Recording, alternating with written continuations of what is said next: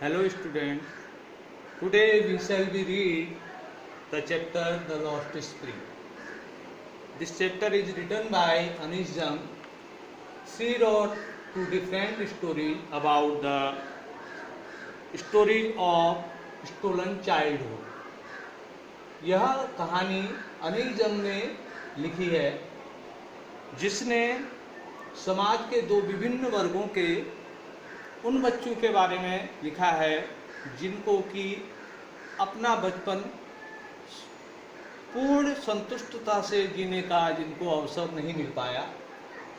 इसमें एक कहानी रैग पैकर्स के बारे में है और दूसरी कहानी जो है वह बेंगल मेकर्स है।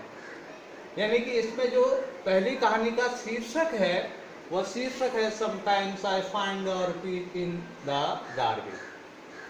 इस कहानी में एक कबाड़ी के बच्चे की कहानी है जो कि अपने बचपन में खेल कूद, कपड़े, सामान्य कपड़े और रहन सहन से दूर अपने जीवन में जीवन यापन करने के लिए संघर्ष करता है। और दूसरी कहानी में एक ऐसे बच्चे की कहानी है जो कि चूड़ी बनाने वाले परिवार से संबंधित है। तो आज हम आपको इस कहानी के सारांश के बारे में बताएंगे। Sometimes I find A rupees in the garbage. इस कहानी में अनीश जंग उन बच्चों की ओर अब हमारा ध्यान दिलाती है जो कि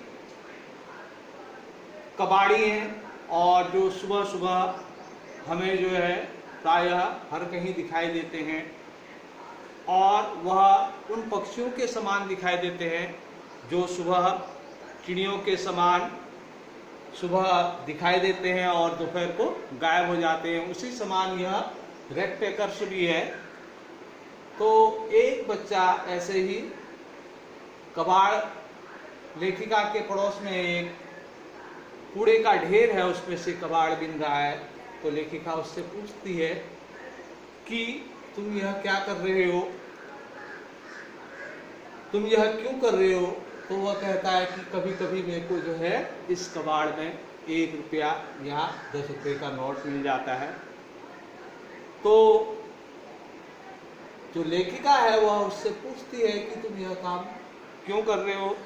तो वह बच्चा उससे कहता है कि मेरे पास करने के लिए और कोई काम है ही नहीं, इसलिए यह काम मैं कर रहा हूँ। तो लेखिका उससे पूछती है कि तुम स्कूल क्यों नहीं जाते। तो वह बच्चा, कबाड़ी का बच्चा, वह कहता है कि मैं स्कूल इसलिए नहीं जाता क्योंकि मेरे नज़दीक में कोई स्कूल नहीं है और जब कोई स्कूल मेरे नज़दीक बन जाएगा तो मैं स्कूल जाऊंगा। तो एक मजाकिया ढंग से हल्के से जो है लेखिका उससे पूछती है क्या मैं स्कूल शुरू करती हूँ तो तुम वहाँ आओगे। तो वह मुस्कुराते हुए कहता है मैं ज़रूर उस स्कूल में आऊँगा। तो उसके पश्चात वह लेखिका अपने घर की तरफ और वह कबाड़ी अपनी तरफ चला जाता है। तो कुछ दिनों पश्चात वह उस कबाड़ी के बच्चे का सामना फिर अनिल जंग से होता है। तो जैसे ही वह लड़का उस लेखिका को देखता है तो वह उससे पूछता है कि क्या आपका स्कूल तैयार हो गया। तो लेखिका कहती है कि मैं इस बात से बड़ी व्याकुल हुई कि मैंने ऐसे ही बहाना किया था और उस बच्चे में उस पढ़ने की इतनी ललक और तब उसे अपने आप पर ही खेद होता है और वह कहती है कि स्कूल बनाने में बहुत लंबा समय लगता है। महीनों उसके साथ परिचय होने के पश्चात अनीश जंग उससे पूछती है कि तुम्हारा नाम क्या है। तो लड़का कहता है कि मेरा नाम साहिब आलम है। साहिब आलम यानी कि संसार का स्वामी। अगर उस बच्चे को शायद यह बता दिया जाए कि इस शब्द का क्या अर्थ है तो उसे अपने कानों पर मुश्किल से ही विश्वास होगा। और उसी के समूह में बहुत से ऐसे लड़के हैं जो कि चप्पल नहीं पहनते। तो लेखिका उन उस समूह के बच्चों से एक से पूछती है कि तुम चप्पल क्यों नहीं पहनते। तो दूसरा लड़का कहता है कि इसकी माँ जो है टाँड़ से उसे नहीं निकालती। तो दूसरा बच्चा कहता है कि अगर वह निकाल भी देगी तो यह उस चप्पलों को नहीं पहनेगा। यह कमेंट, यह टिप्पणी एक ऐसा बच्चा करता है जिसने कि अलग अलग जूते पहन रखे हैं, यानी कि एक जूता उसका छोटा है, एक बड़ा है, यानी कि एक ही पेयर नहीं है, वह अलग अलग पेयर के दो अलग अलग जूते हैं। तो इस प्रकार के बच्चे हमें प्रायः शहरों में, गांवों में और जहां भी हम जाते हैं वह हमें दिखाई देते हैं। शायद यह चप्पल न पहनने की उनकी परंपरा रही हो। तो लेखिका कहती है कि एक बार कि मेरे को एक बार की एक कहानी उदीपी के रहने वाले एक व्यक्ति ने कहानी सुनाई थी। वह व्यक्ति जो है रोज पुराने मंदिर के पास से गुजरता था और मंदिर में प्रार्थना करता था कि उसे एक जोड़ी जूते उपलब्ध हो जाए। उसके पिताजी मंदिर में पुजारी थे, तो वह नियमित रूप से वहाँ पूजा करता था, हाथ जोड़ता था कि मेरे को एक जोड़ी जूते उपलब्ध हो जाए। तो 30 वर्षों पश्चात जब मैं वहाँ पर जाती हूँ तो वह मंदिर वीराना पड़ा हुआ है। उसी के पिछले हिस्से में एक नया पुजारी रहता है और वहाँ एक फोल्डिंग चारपाई पड़ी हुई है और दो सफ़ेद और लाल रंग की कुर्सियाँ वहाँ पर पड़ी हुई हैं। तो एक बच्चा भूरी स्कूल यूनिफॉर्म में जो है हाँफता हुआ वहाँ पर आता है और उस बिस्तर पर अपना बैग फेंकता है। उस बच्चे ने जो है जूते और जुराब पहने हुए हैं। तब लेखिका को वह बात ध्यान आती है। वह सोचती है कि उस व्यक्ति की जो नियमित प्रार्थना थी, उस प्रार्थना से ही ईश्वर ने उसे जो है जूते और जुराब उपलब्ध कराए हैं। और उस बच्चे से यानी कि साहिब आलम से उसका परिचय उसे जो है सीमापुरी ले जाती है, जो कि दिल्ली की बाहरी छोर पर स्थित है। वहाँ पर 10,000 लगभग बांग्लादेशी रैग पिकर्स रहते हैं। अब वह ललित कला का केंद्र है।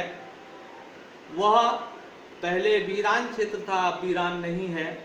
वहाँ पर 10,000 जो रैग पिकर्स रहते हैं और वहाँ की नालियाँ बदबू से भरी हुई है और जगह जगह गंदगी फैली है।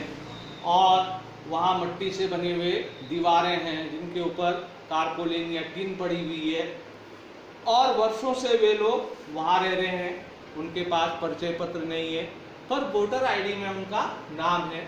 शायद उस वोटर आईडी से ही उनको जो है अनाज मिल जाता है और उनको भी कोई परवाह नहीं है कि परिचय उनके लिए ज़्यादा महत्वपूर्ण नहीं है जितना कि उनके लिए भोजन है। एक दिन साहेब जो है एक क्लब के सामने गेट पर खड़ा है और वह क्लब के अंदर दो सफ़ेद पोशाक में टेनिस खेल रहे हुए बच्चों को बड़े ध्यान से देखता है, लड़कों को ध्यान से देखता है। वह कहता है कि मुझे यह खेल पसंद है और जब कोई वहाँ पर नहीं होता तो चौकीदार मेरे को अंदर जाने देता है और मैं वहाँ पर झूला झूलता हूँ। अगले समय साहेब जो है दो टेनिस के जूते पहने हुए हैं और जब उससे पूछा जाता है कि वह जूते कहाँ से लाया तो वह कहता है कि किसी ने मुझे दिए हैं। पर वास्तविकता यह है कि वह टेनिस खेलने वाले जो दो लड़के हैं उनमें से एक लड़के ने उस जूते को फेंक दिया, क्योंकि उस जूते के उनमें से एक जूते के तली पर छेद हो गया था और उस लड़के ने पहनने से मना कर दिया। और जब उसने फेंके तो साहिब ने जो है उन जूतों को पहन लिया। अब साहिब जो है एक चाय की दुकान में काम करता है और वह बताता है कि हाईवे की इस रोड के किनारे जो है एक चाय की दुकान है जहाँ पर मैं काम करता हूँ और उस दुकान का मालिक मुझे 800 रुपये प्रति माह देता है और दिन भर का भोजन और उसके अतिरिक्त 800 रुपये मुझे प्रति माह वह मेरे काम के बदले देता है।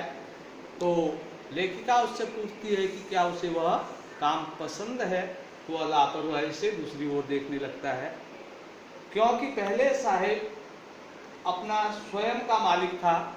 वह छोटे से प्लास्टिक के बैग को, जिस पर कि वह जो कबाड़ बिनकर ले जाता था, वह बैग उसका हल्का होता था। अब वह जो टीन का कनिस्तर लेके जा रहा है वह उस बैग की अपेक्षा भारी है। अब साहेब अपना स्वयं का जो है मालिक नहीं रह गया, वह एक नौकर, चाय की दुकान के मालिक का नौकर बनकर रह गया है। आप लोगों ने जो पिछला मैंने अध्याय पढ़ाया था, द लास्ट लेसन, उसके पृष्ठ शायद आप लोगों ने उतार लिए होंगे अपनी फेयर कॉपी में। अब स्टेशनरी की दुकानें खुल चुकी हैं, आप लोग एक फेयर कॉपी बना लें और उस पर नियमित रूप से जो क्वेश्चन आंसर आप लोगों को कराए जाते हैं वह अपनी कॉपियों पर नोट करें। धन्यवाद।